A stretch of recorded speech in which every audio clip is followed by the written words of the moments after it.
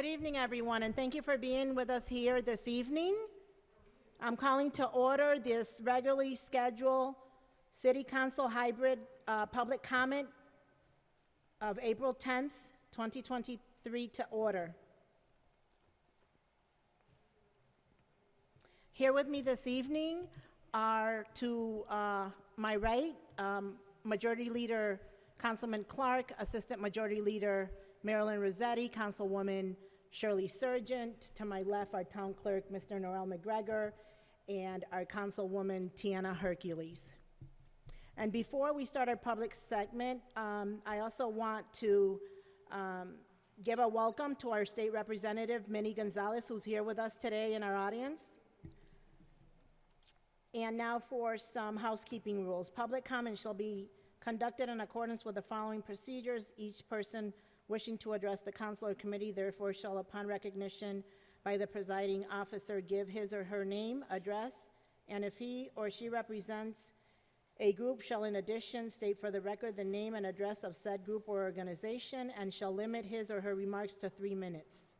All remarks shall be addressed to the council as a body and not to any individual member. Any persons making personal, impertinent, or slanderous remarks or who becomes boisterous while addressing the council shall be forthwith barred by the presiding officer from further audience at said meeting unless permission to remain is granted by a 2/3 vote of the council members present and voting. During public comment, there shall be no debate by the council, although questions may be asked by a council of persons making such presentation.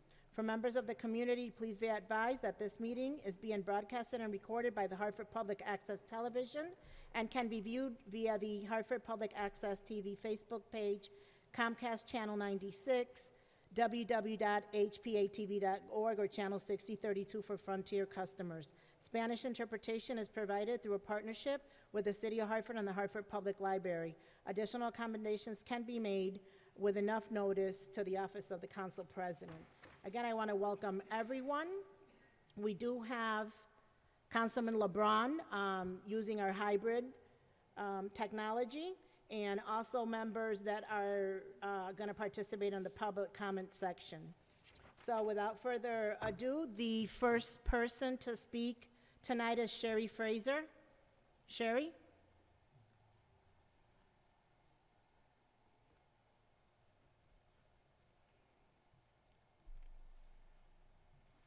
We'll come back to Sherry if she decides to join us this evening. I then have Russell, but I don't have a last name. Huh? Williams? Russell Williams?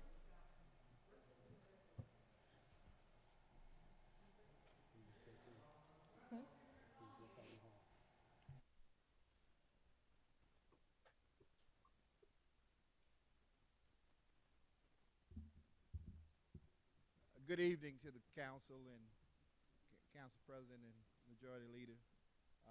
My name is Russell Williams. I live at 483 Broadview Terrace in Hartford, and I am the chairman of the Centron Negotiating Committee. Mr. Russell, I hate to interrupt you, but I can't hardly hear you, so I'm going to ask Michael to raise that volume on your microphone. Can you just try to test it out? Is that better? Is that any better? How about now? Not really. Michael, can you make it? Hey, is that any better? Yes. Okay. All right, that's better. All right. Thank you. Again, good evening to the council. Madam President, Majority Leader. My name is Russell Williams. I live at 483 Broadview Terrace here in Hartford. I am currently the chairman of the Centron Negotiating Committee. Centron, I think, has obviously been around in the city of Hartford for over 50 years at this point, and has been really part and parcel of the reason why the Hartford Police Department has conducted itself in a way that is different from most cities throughout the country. You passed a resolution, which we're really grateful for, to say that Centron would not sunset. However, I am concerned, as are many citizens, that this administration will somehow choose to ignore that resolution. So tonight, the purpose of us showing up here tonight is for you to implore the administration to abide by the wishes of the citizens in the city of Hartford. Centron has been an integral part of policing in the city of Hartford for many years. It's put Hartford, frankly, ahead of most cities throughout this country when it comes to community policing. And so we're asking tonight that the administration withdraw its position in the courts with regards to the sunsetting of Centron. We understand that the administration would like to move forward and have it sunset because they believe, at least some believe, that it's outlasted its usefulness. Well, we disagree. And really, at this point, they're not in complete compliance. I think if you look closely at what we've agreed to with the city on behalf of the residents of the city of Hartford, you'll know that the city has not complied with all of what they agreed to with regards to Centron. For example, they agreed that the city of Hartford's police department should represent the makeup of the city. It has not reached that point. They also have been not really in full compliance with the actual looking at cases where there was the use of excessive force. Excessive force was used in cases that are at least a year old and still have not been completely resolved. So just on the merits of those two cases, those two incidents alone, they have not reached full compliance. Yet, they intend to go forward in the courts to try and sunset Centron. So again, I'm here to employ the council and all of those residents in the city of Hartford to say to this administration that Centron is too valuable to the citizens of Hartford for it to sunset. Thank you. Thank you for your comments. Do we have Sherry Fraser? I believe she came in. If you can step up to the podium, please.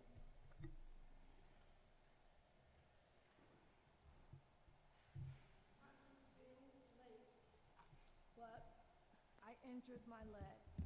I just want to say this.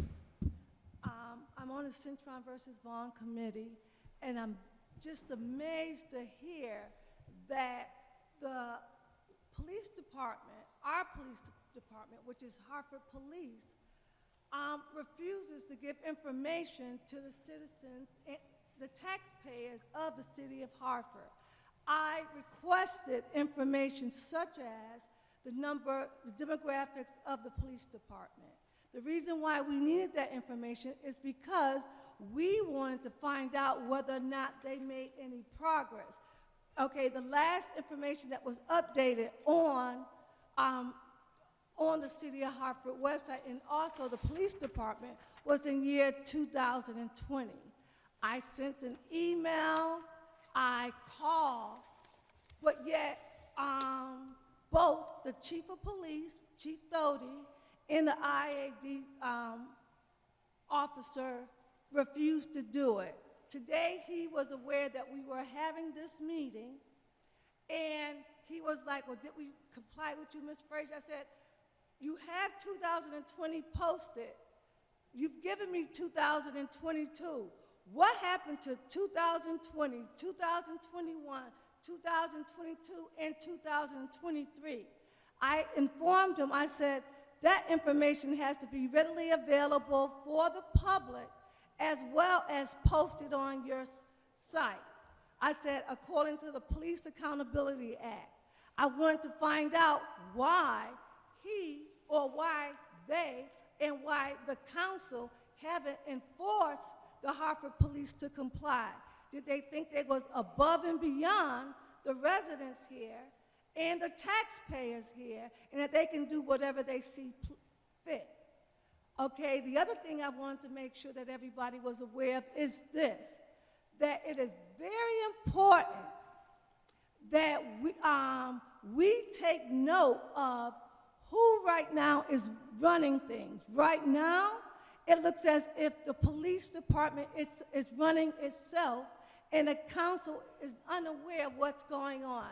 When you look at the numbers and the numbers of the police department, you will see that those numbers definitely do not reflect the city of Hartford. 250, I think we have around figure 250 whites, 40 blacks, 20 Hispanic, and 3 Asian. I'm just throwing out numbers here. I'm not sure if they're accurate, but they're pretty close.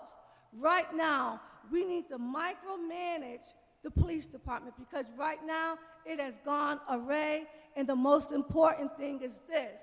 The city residents are not comfortable, and the city residents will take back their power by finding out by learning how to put in complaints, learning how to report problems, and learning what their officers look like. And if they do not reflect the city, we want to know why.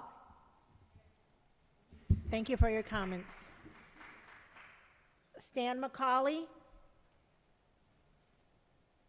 Stan McCauley? Giselle Jacobs?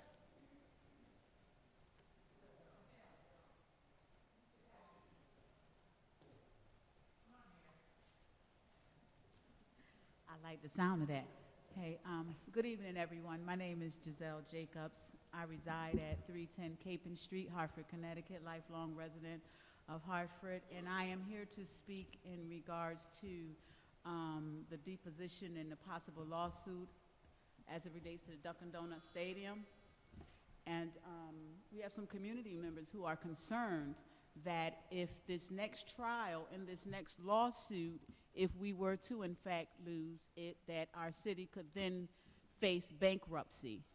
And, you know, it just behooves me, you know, and it brings me back to my days when I enlisted in the military and my fellow soldiers realized I was from Hartford, Connecticut. They thought I was the most blessed soldier enlisted because we were considered one of the richest cities in the country, especially being the insurance capital of the nation. And but however, we currently have some articles out there that now blames our current administration for Aetna Insurance leaving. And so, yeah, my reason for being here this evening is out of concern as to what may happen to our city if we were to, in fact, lose this next lawsuit, and the fact that it was not mentioned at our budget meeting last week at WEVA, not at all.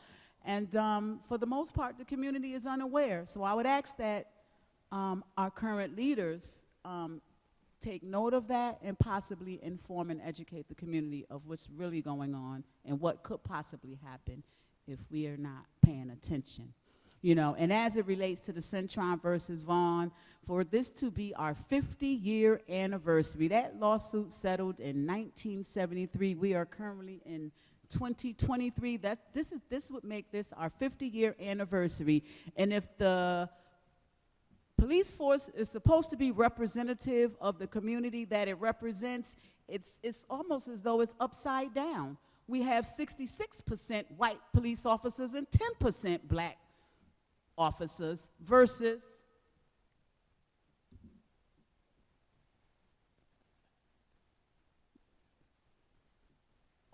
despite the fact that the website is not current and up to date, the last numbers that were done were in 2020.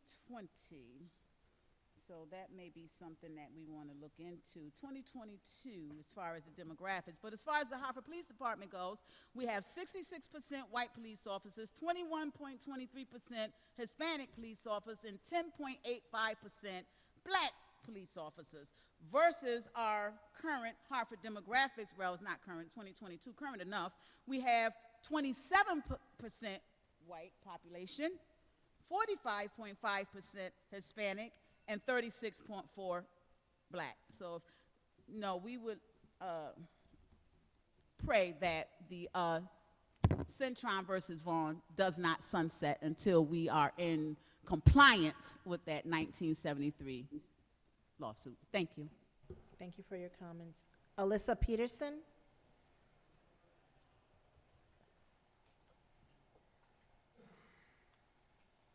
Good evening, Council. Alyssa Peterson, 297 Grandview Terrace. A few months ago, I wrote to Sid Schulman, legal counsel for the federally appointed Cintron Negotiation Committee, asking to get back involved as I had resigned in 2012 after 7 years of service. I'd heard Hartford was still losing minority officers, but the city wanted to sunset the Cintron decree after 50 years. It is very hard to get such a federal policing decree, and we shouldn't let this one die so quietly. Not when there is less than 12% black officers in a capital city of 85% black and brown residents. Plus, we have only 1 female out of 11 command staff. Those are 2 very unacceptable statistics. Council's role is executive oversight. So in that role, whether you do it behind the scenes, I don't care, or publicly via resolution, please exert such power and tell Mayor Bronin, Corp Counsel Rifkin, Hartford Police Department managers, and the union to back off and negotiate. Why would the city hire expensive outside legal counsel to respond to a simple motion filed by the Cintron attorney?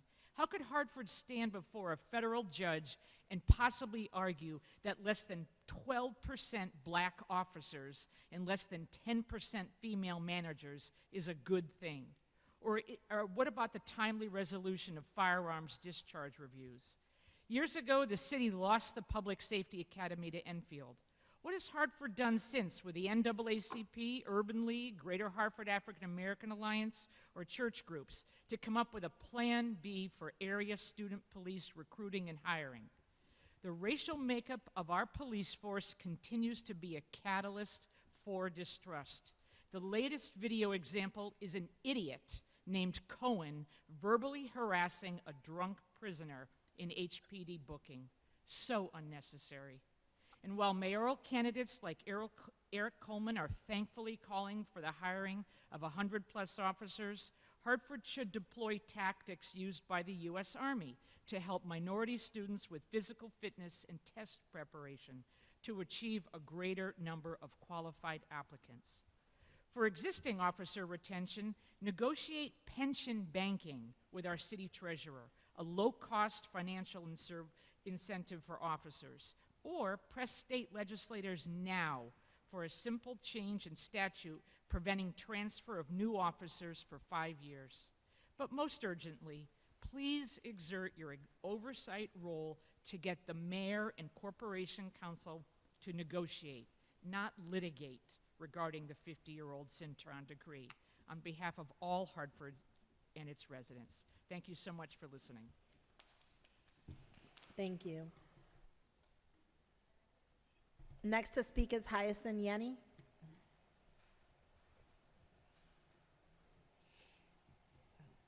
Good evening, everyone. It's a Good evening. beautiful day outside. We should not be inside, but I like to be in a public meeting anyway. Good evening. I'm Hyacinth Yenny, lives in the South End. I am chair of the Maple Avenue Revitalization Group. I'm here to speak on a few things that is interest of our neighborhood. At the budget hearing, I wasn't able to speak on an issue around making sure that we have enough funding in development service, planning and zoning, to make sure we can hire weekend staff to do our work. Because most of the illegal stuff that goes on, it's on weekends. And we need to make sure that there's funding available to get people to work. And as I always say, let's pay them well so they can stay, because if we don't pay them well, somebody else will, and you know, it doesn't help us when we don't pay people very well, because they're always looking for more. So we have to be very competitive, you know, see what other people are paying and make sure we're doing that. I'm not saying we have to break the bank, but let's be honest, you know, cost of living is up. People want to make sure they're paid well for the work that they're doing. And so, because we do not have enough. So I'm trying to ask your council member to look into that. It's very, very important to us as a neighborhood. And again, I want to thank you all for supporting the South End Wellness Senior Center and all of the senior center of the city of Hartford. We want to make sure we're taking care of our seniors. They're not a loud voice, but they vote, and it's important for us to make sure we're supporting them where they're at. And the other thing is, I'm hoping there's funding in the CPI budget to do some project that we need to get done, especially Broad Street, from New Britain Avenue to White Street. That's a street that needs to need to get done. And so we need to make sure that's happening. And the other thing is, why is it we are not pushing back on all these companies that comes into our city, dig up our streets, leave holes? You go drive around the city, it's all holes, sinkholes and everything. We got to take it a little more serious. As I said, we have to hit them in the pocket where it hurts. Because if we don't do that, they continue to do the wrong in our city and get away with it. So I'm hoping, council members, you need to push back on the Public Works Department director and say, hey, you got to go after these people. We cannot continue to, you know how many cars people lose their axles and all those kind of things because, they fell in holes and it's damaging their car? I think it's really important for us to do something about that. And the other quick thing, I want to thank Liani Aroro for doing a great job with Health and Human Service. We'll miss her moving on, but congratulations to her. She's still in the city. So thanks a lot. Next to speak is Raquel Calderon.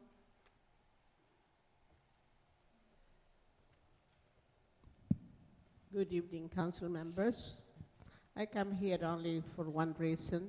I sent a letter of recommendation and no one has answered that letter from the city council seat. The other thing that I want to speak about today is I'm really disturbed that I hear that the decision was made unfairly because of some kind of protected characteristic. You have to be careful when you appoint someone or you hire someone, because we can hear through the walls. So I am sick and tired of hearing it's got to be B, it's got to be W, it's got to be this.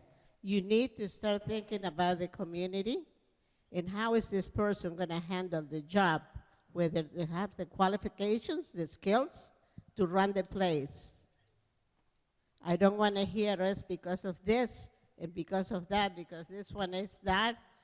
We have protected area, characteristics, age, sexual orientation, races, national origin, but you do have to pick the best candidate.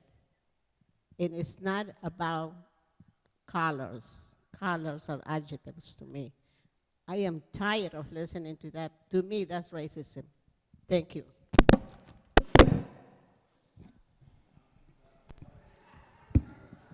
Sorry. Next to speak is Sue Morris-Doff.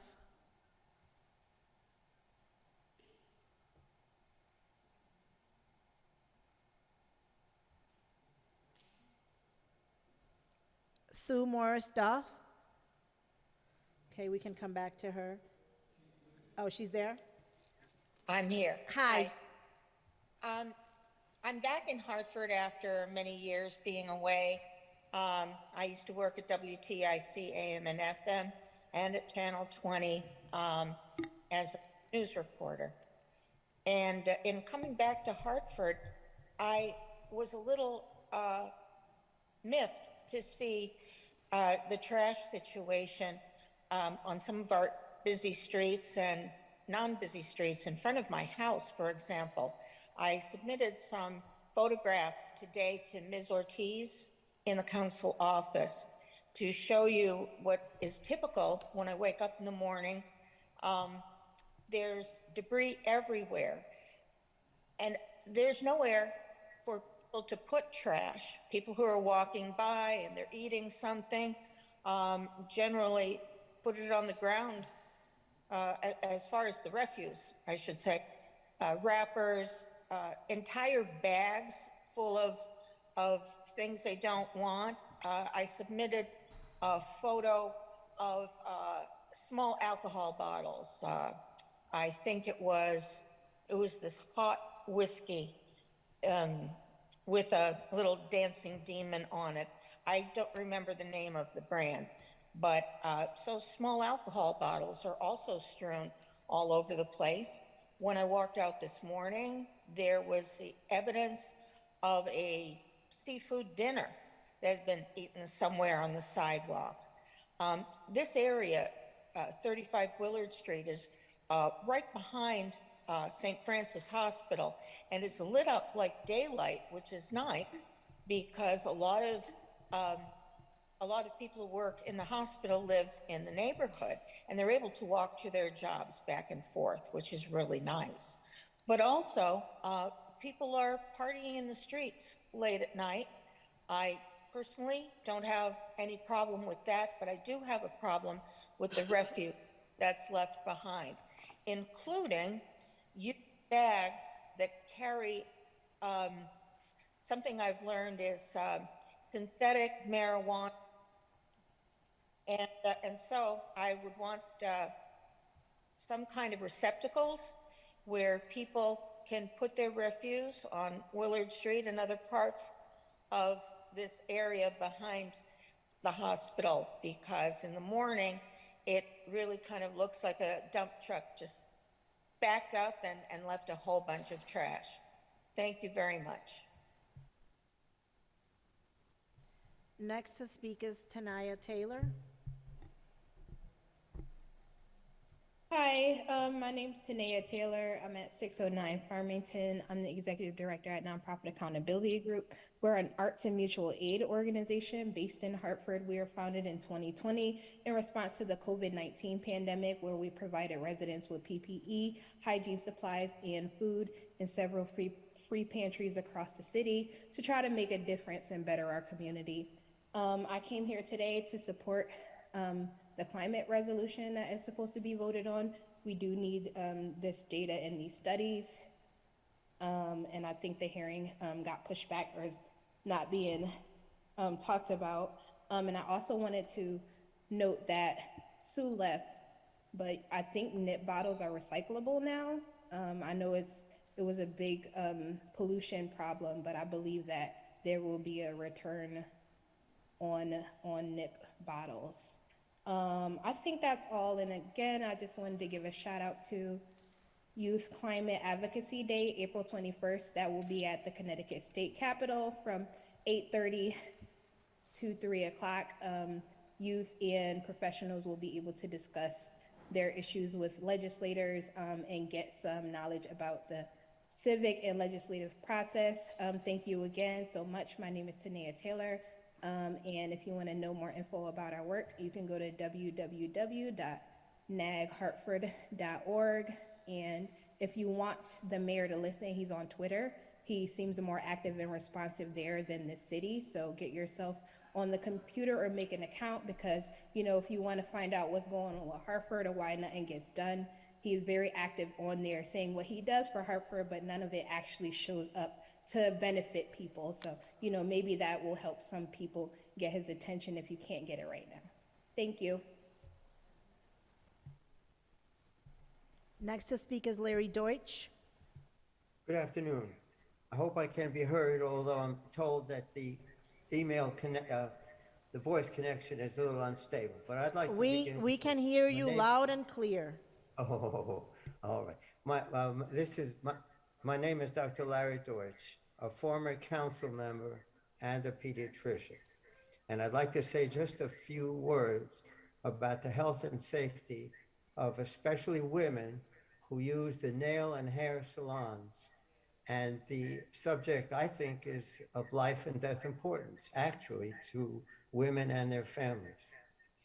So I'll just read a short document that I had sent to all city council members haven't heard from any but one of them, and it has to do with the OSHA regulations for health and safety for those who enter either working or as customers in the nail salons. This is a good document which goes into the hazards to the health and consumers in the nail salons. And it should be known that in Hartford City Council, we passed an ordinance addressing these things for safety inside the nail and hair salons. And so I would ask, among others, especially the men, if you have stepped into any of these and smelled the chemicals that have benzene, toluene, and more from nail painting. Now, you should know that there are some nail applications which may be harmless, but question is, does our city and the state check which ones are applied to the nails of your daughters, sisters, mothers, and friends? Again, I'm addressing the men as well as the women. And some states have done studies, but the question is whether the masks that some people wear in the nail salons do any good, because they think that those ordinary COVID face masks will give protection. So I would like to say with some authority that those simple blue masks don't really block the gases and vapors, only the particles and the germs that have bacteria and viruses. And so all of these must be looked at very carefully, especially for those who are frequently in the nail salons. And one way to address that is by good air ventilation with exhaust fans that provide safe air without poisonous chemicals. The question is whether Hartford has in its budget the ability of the health department or the licensing and inspection to make all the hair and nail salons safe for anyone inside, and whether, if need be, it can apply for grants from the state and foundations and the federal government like EPA. So for anyone further interested, I have sent to all city council members the OSHA document that means occupational safety and health, which especially address the needs for legislators at every level, that means local and state, to make sure there's good enforcement and remediation of these nail and hair salons. I beg people to look at the ventilation fans that maybe some of our own workers here in Hartford can also be funded to install. It's a simple question, but really needs to be done without any people putting it off saying the city doesn't have the money. It's just as important for the health and safety of women in these salons as it is having traffic lights, good streets, good schools, and so on. They must not contract diseases like cancer and asthma and so on much later on after they have worked, but nevertheless face these dangers. So again, I would close for this issue of environmental justice, especially within Hartford, so that we have a safety for all those who choose to get their nails painted. It just should be in a safe environment. That's all I have, and now it's up to everyone in the city just to put their noses inside the nail salons and see if they smell all kinds of chemicals in the air, and then to do something about it, along with our city council. Thank you.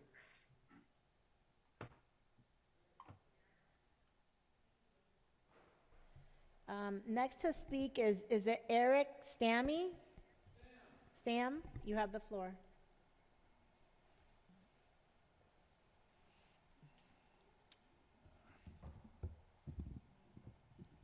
Welcome. It's a beautiful day.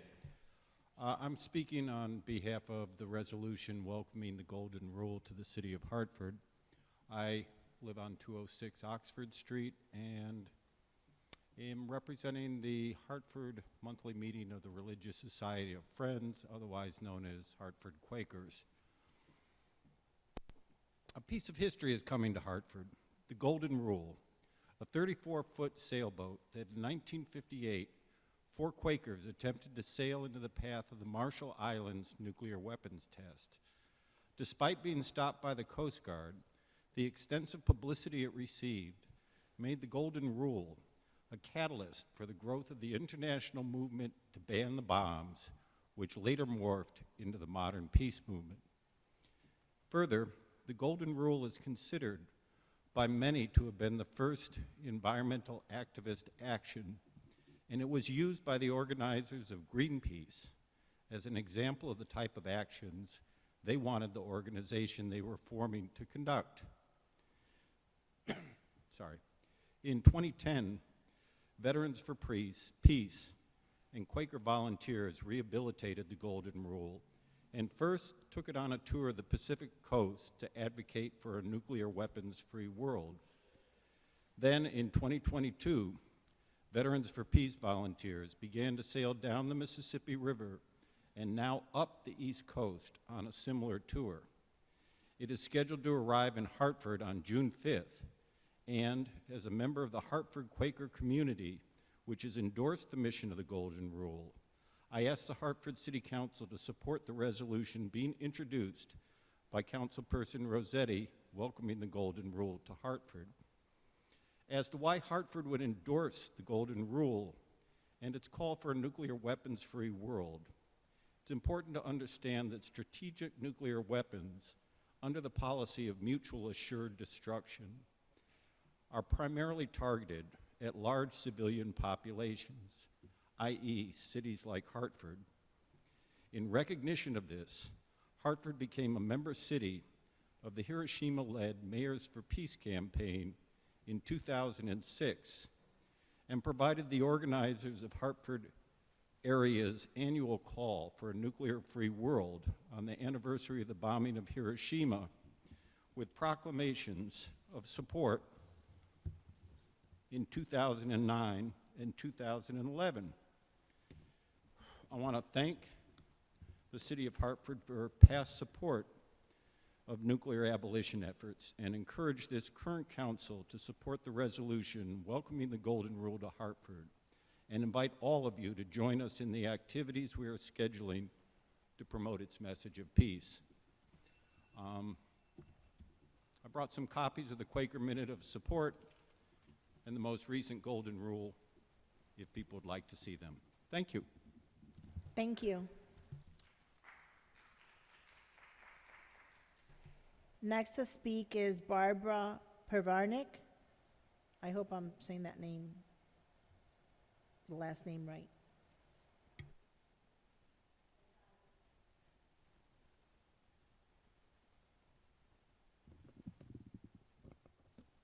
Madam President and members of the City Council, thank you so much this evening for giving me the opportunity to talk to each of you. My name is Barbara Pavarnik. I live at 18 Goodwin Circle. I'm a Hartford resident. I'd like to share a little bit about Veterans for Peace, the organization that's sponsoring the Golden Rule Peace Boat for a nuclear-free world. Veterans for Peace was founded in 1985 in response to the global nuclear arms race. It grew to then 8,000 members in response to the buildup of U.S. troops in Iraq. Veterans for Peace now has veterans and associates in every United States state and several countries. It has 120 chapters, including international chapters in Vietnam, the UK, Japan, and Ireland. It holds a permanent, non-governmental seat at the United Nations. VFP is also the first military veterans organization invited to be a member of the International Peace Bureau in Geneva, Switzerland. I joined VFP and now am working with the Golden Rule in honor of my father-in-law, first, who was second-day Normandy in World War II. Like many veterans of wars and tragedy, his life was never the same. He vowed that he could never go to a war again. I am also here to honor Veterans for Peace as we work to welcoming this Golden Rule boat in response to one of my students who entered the military hoping for a college education when he got out. Instead, he was killed by a roadside bomb in Iraq, and also was a young man of peace. It is imperative that we support this historic peace project for our children and our grandchildren here and in the world. The spread of nuclear weapons, nuclear weapon technology, has no place in a country that is trying hard to be a place where our children can feel safe, educated, and the future leaders here in Hartford and in the world. Thank you. Thank you.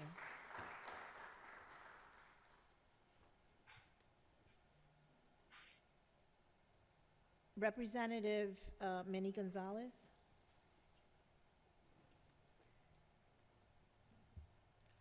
Good afternoon.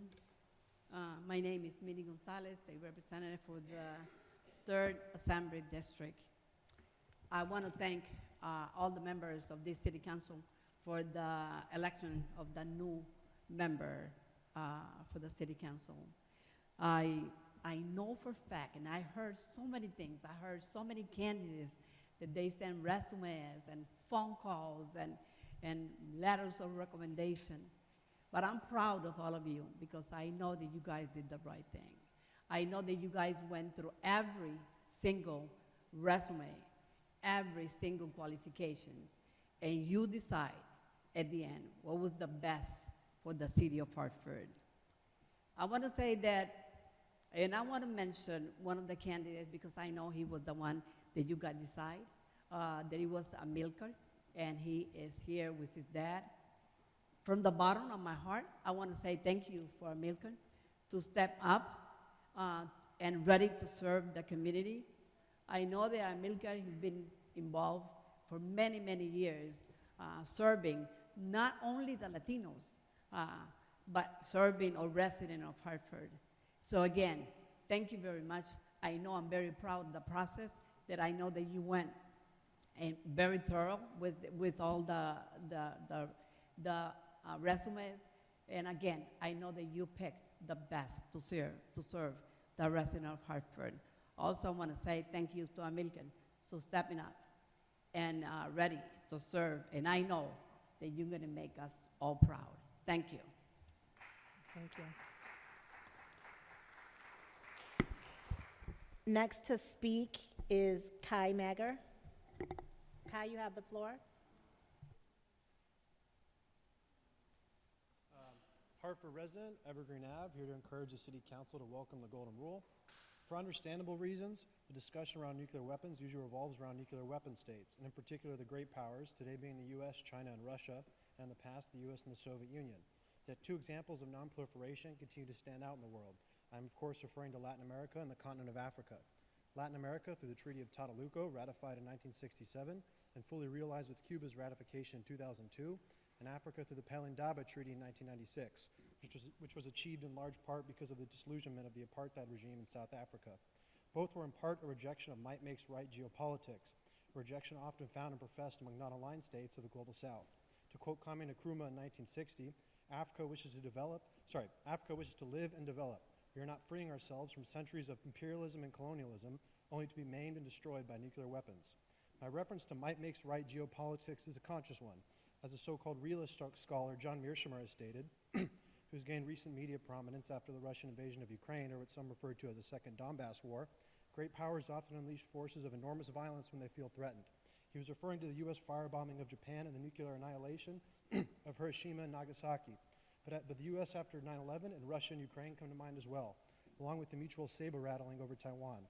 There are enormous differences in these examples, but the point is that the sword of Damocles that is nuclear holocaust stands over us all, because great powers ultimately think in terms of national interest, not humanity. To paraphrase the JFK speech, there's no longer an American frontier, and we stand today on the edge of a new frontier, the frontier of unknown opportunities and perils. Beyond that frontier are uncharted areas of science and space, unsolved problems of peace and war, unconquered problems of ignorance and prejudice, and unanswered questions of poverty and surplus. Can we carry through in an age where we will witness not only new breakthroughs in weapons of destruction, but also a race for the mastery of the sky and the rain, the oceans and the tide, the far side of space, and the inside of men's minds? All mankind waits upon our decision. A whole world waits to see what we will do, and we cannot fail to honor that trust, and we cannot fail to try. Well, we, as in the United States, did and have failed, but it doesn't have to be this way. Nuclear weapons do not make us safe. They imperil us all. We, as a nation, can lead by example if we so choose, or we can continue to walk down the path of mutually assured destruction, i.e. madness. Thank you.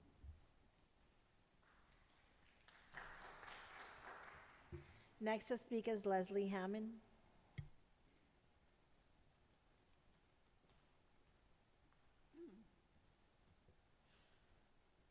Good evening, Council. Leslie Hammond, One Linden Place, and thank you to the feisty activists for being here. I love hearing from everybody. So there are a few items I wanted to draw to your attention. There's another meeting about Brainerd Airport on Thursday. And initially I thought that we didn't really need to have another study, but the last meeting I was really pleased at how much they're gathering, a lot of information, and I was really, really happy that they listened to each person, no matter what they said or what, side of the issue they were on. They really listened to people. So I urge council to go to those meetings. Secondly, Batterson Park, I'm thrilled that the state's going to take it over. I'm just hoping that the city can move that along. I went to one of the early meetings at Matt's office with Farmington, New Britain, and Hartford, and the minute I saw Farmington like this with their arms crossed, I knew we were in trouble, that there was no way the three towns could work together. So I really think this is the best thing to do, and I don't know if we, if we're going to get money out of it or what, but I hope we can get something open this summer, because it's been 7 years and way too long. Thankfully, to the Hartford News, I came across something that really disturbed me. This Kessler Construction, they owe $1.578 million in delinquent taxes.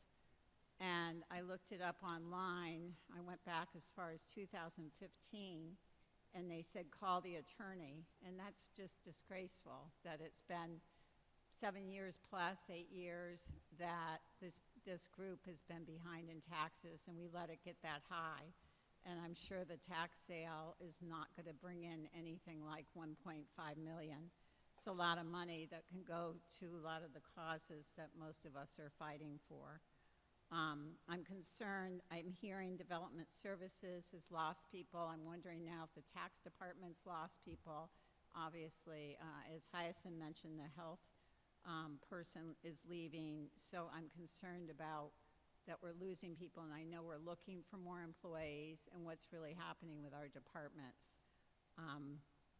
Lastly, I'm really glad that Giselle mentioned the yard goats. The lawsuit, I just looked it up today, and they have a pretrial conference this morning, so I don't know what happened with that, and hopefully we'll hear something with the current. But they're going to be going to jury selection. And I know, the mayor and you all probably can't talk about a lawsuit, but it would be really good to kind of know what Plan B is if we lose that, and a new mayor has to deal with it. Thank you very much.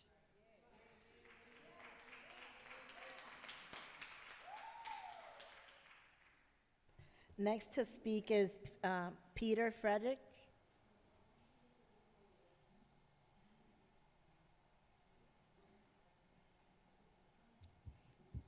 Peter Friedrich, 200 Columbus Boulevard. 3 months ago, the city of Newark, New Jersey signed a sister city agreement with the newly formed nation of Kailasa.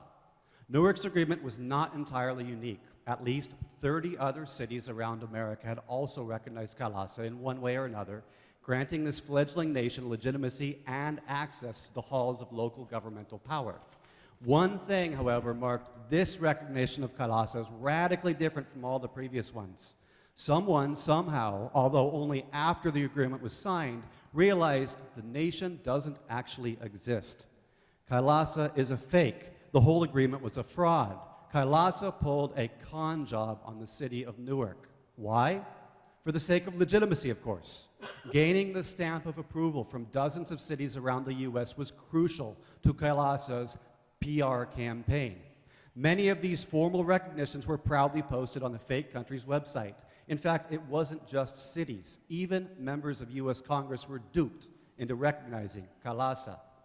Amidst all the embarrassing fallout of this incident, the one recurring question from Newark residents was, didn't the city even bother doing a Google search first? Now, the good news is that the city of Hartford was not similarly hoodwinked. The bad news is that the type of con job pulled off by Kailasa has been similarly perpetrated in cities all across Connecticut by a different organization called the Hindu Swayamsevak Sangh. The good news is that Hartford has not fallen prey to the HSS just yet, but this city might be next, so please stand forewarned. From Stamford to Glastonbury, from Rocky Hill to Wilton, and from Norwalk to Farmington, the HSS has, often over a period of years, systematically infiltrated cities throughout Connecticut to obtain formal proclamations, photo ops with the police and fire departments, and more. Usually this happens under the guise of recognizing the HSS's charitable and cultural programs. Yet the same question, just as with Kailasa, prevails. Don't these cities bother Googling the organization they're platforming and praising? If and when the HSS ever does approach Hartford, I appeal to city officials to exercise more discretion than other cities in the state have. Basically, all that means is spending 5 seconds to look the organization up on Google. If you do, you will discover this. The HSS is the international wing of a fascist paramilitary in India called the RSS.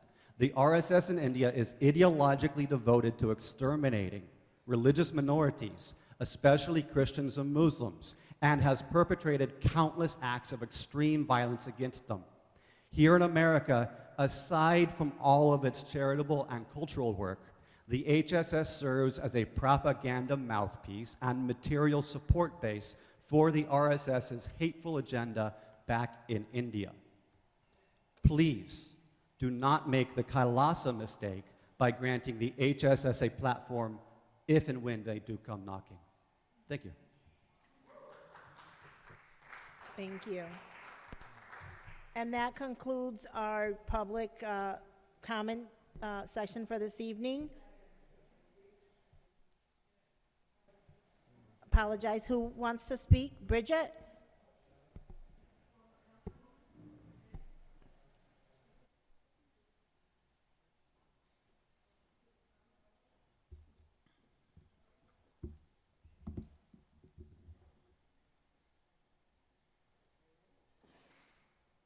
Thank you, Council President Rosado, and council members for allowing me to speak.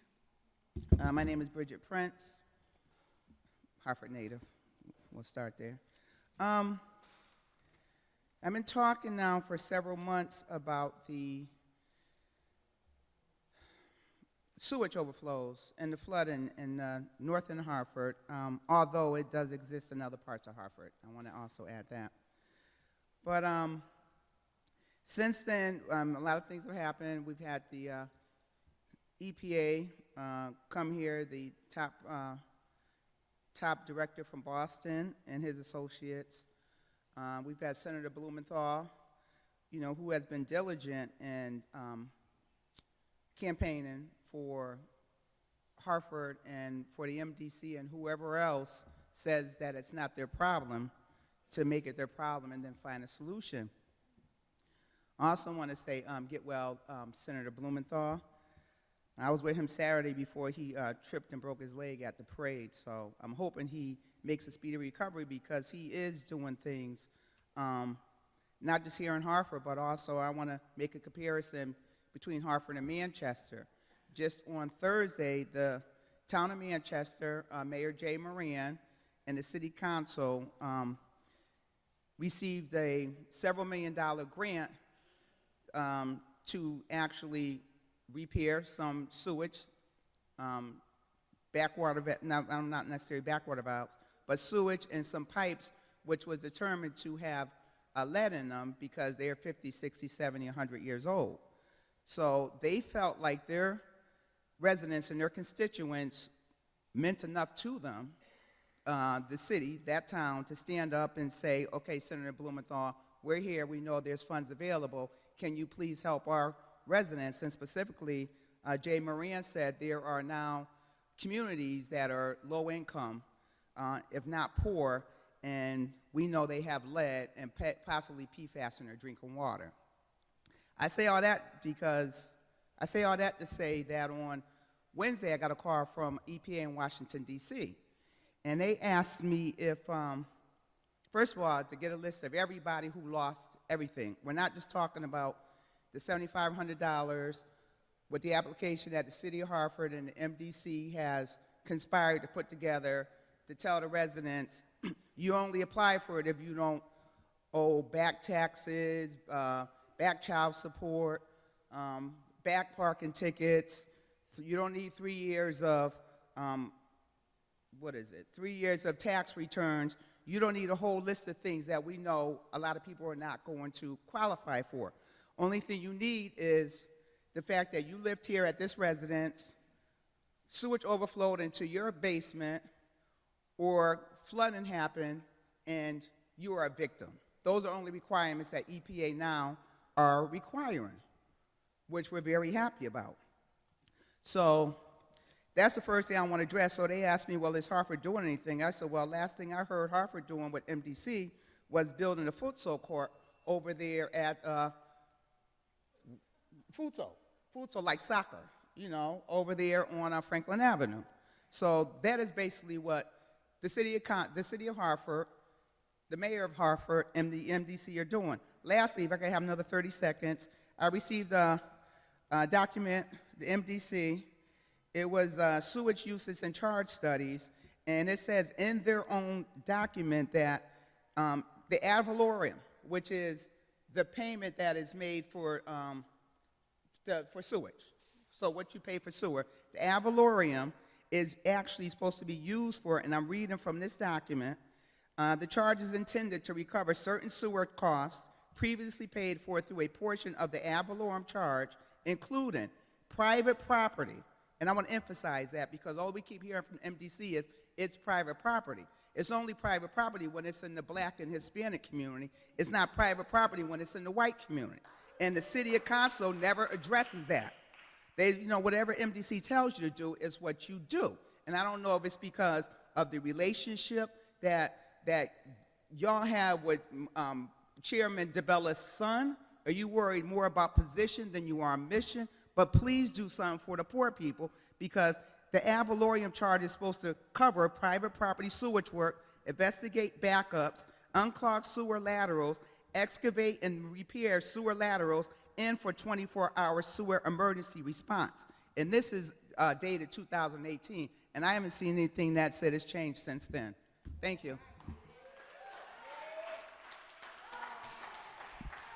Next to speak is Mr. Angel Serrano, and I have you on the screen, Mr. Serrano. You have the floor. Yes, thank you to the majority leaders and the council leaders. Thank you for having me today. I am a resident of Hartford at 80 Charter Oak Avenue, and I also work for Connecticut Citizen Action Group, which is based in Hartford and at 30 Arbor Street. So I'd like to talk about some of the work that we did over the summer of 2022. We had 5 teenagers work for us doing canvassing for a food justice survey. And we asked residents of the North End, 110 people, different questions. And one of the main results that we got is that like 86% of the people wanted a supermarket or grocery store in the North End of Hartford. Close second was pay what you can or sliding scale store at 82%. So many people definitely wanted some sort of food source where they can go and get their, you know, the majority of the groceries. People did support farmers market and things like that, but the majority was for a supermarket or a sliding scales grocery store. So, you know, we had those results, and this is related to one of the things that is no longer in the agenda, but I know there's a study for for a grocery store in the North End. One item that was on the agenda is no more. Maybe it will get talked about at a later date, but I thought this would already have been done, you know, like maybe some nonprofit organizations did some studies, but maybe the city of Hartford hasn't done it yet. Whatever needs to be done to get this moving, it's been many, many years since people have asked for this, and, you know, it's kept picking up momentum.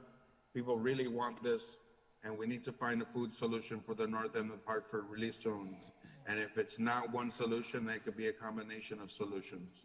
And there's already leaders in Hartford trying to work on different solutions, including Councilman T.J. Clark with the resolution with the food hubs.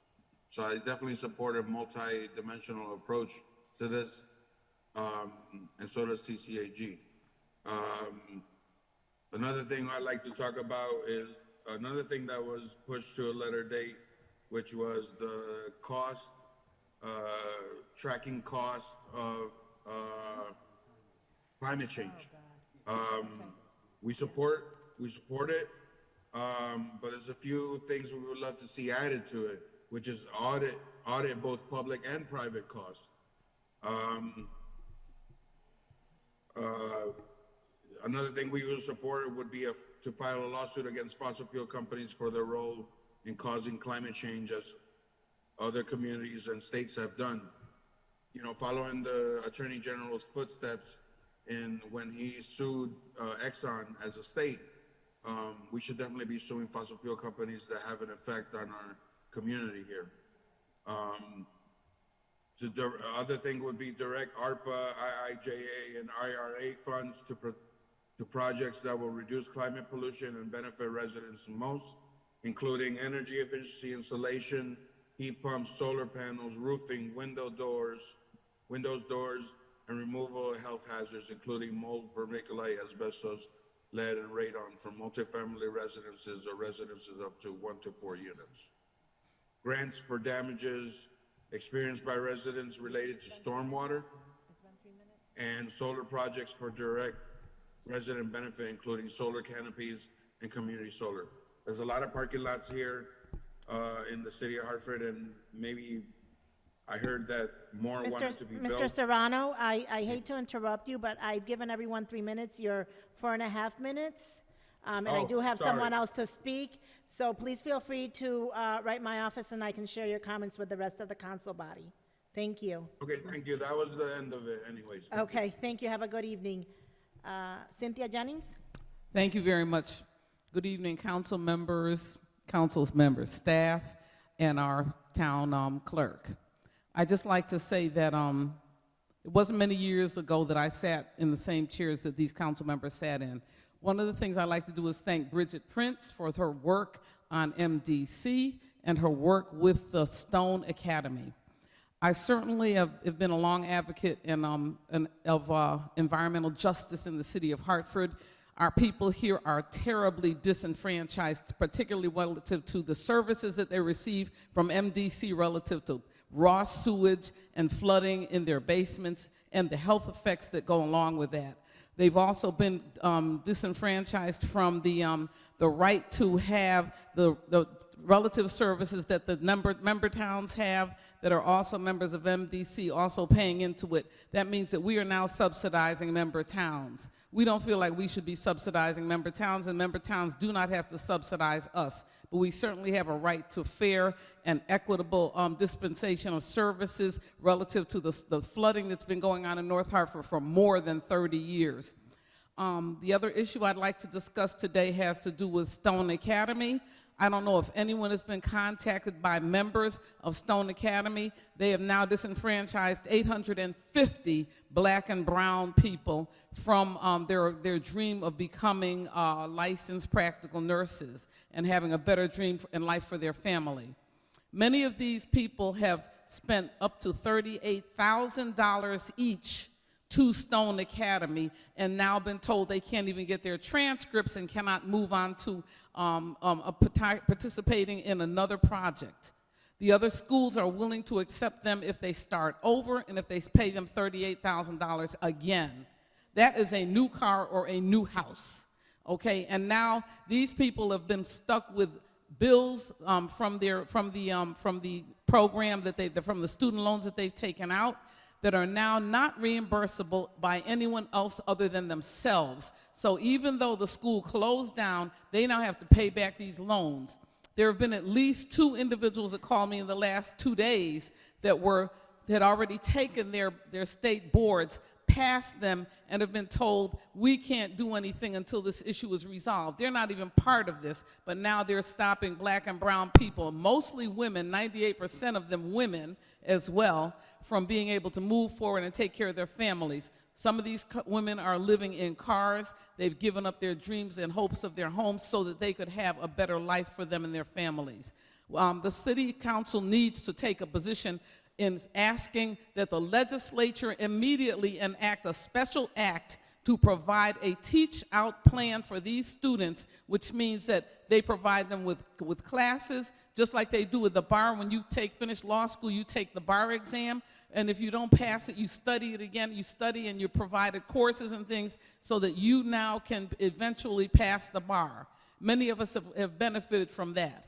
So all I'm saying is that it is critical that each and every one of you elected officials make sure that you contact the state legislature, your state senators and state reps, and ask them to put in a special act of the legislature to provide these students with an immediate teach-out plan. This is blatant discrimination based on race and gender because these individuals have not been allowed the same luxury as other schools when they close in having been provided a teach-out plan. They have not had their protections from the Board of Higher Education that is now requiring that they are going to conduct an investigation into the school. What's happened? How did this happen? Don't ask how it happened. You certified those schools, and those students are not required to find out whether or not their teachers are certified. So no, if you certify those schools, then you provide them with a teach-out plan, which is statutory. It's already a law in Connecticut, and that is the first thing that they're ignoring when it comes to black and brown women. So I think that it's critical that this council do a resolution and send it to the legislature asking them to immediately develop an act, a special act, which provides those students with a teach-out plan, and that they not be expected to wait years and years for an investigation by the Attorney General or anyone else in this matter. So I think that if you represent someone that was in this particular process, and if 850 people were already hurt from this process, at least 150 of them were from Hartford. And you multiply $150 times 38,000, and you're going to talk about what they're going to be looking for us to provide them with if we don't support the legislature doing something. So I'm asking that you go forward and you make sure that these individuals that you're supporting them with a teach-out plan, and that you make it a public announcement so that the women that are out there demonstrating can understand this. I went to a demonstration they had last year in front of the Board of Higher Education, and those women were marching and crying. They are so distraught. Some of them have threatened suicide. This is a disgrace, and it is actually the largest heist of black and brown money in the history of this state of Connecticut. And for us to ignore this is unacceptable. So I'm asking that you follow through on this, that you contact your elected officials, and that you testify in support of the women from Stone University that are now suffering along with their children from not being able to meet their goals and being stuck with a $38,000 bill on top of it for a school that closed down. This is not Trump University. This is Connecticut, and we're talking about Stone University. So I would appreciate if you would take some action visibly and verbally to make sure that these women know that they are supported by their elected officials. Thank you. Thank you. That concludes our public segment. This meeting is adjourned. Please join us. We are going to take a 10-minute break before we commence our council meeting. Thank you.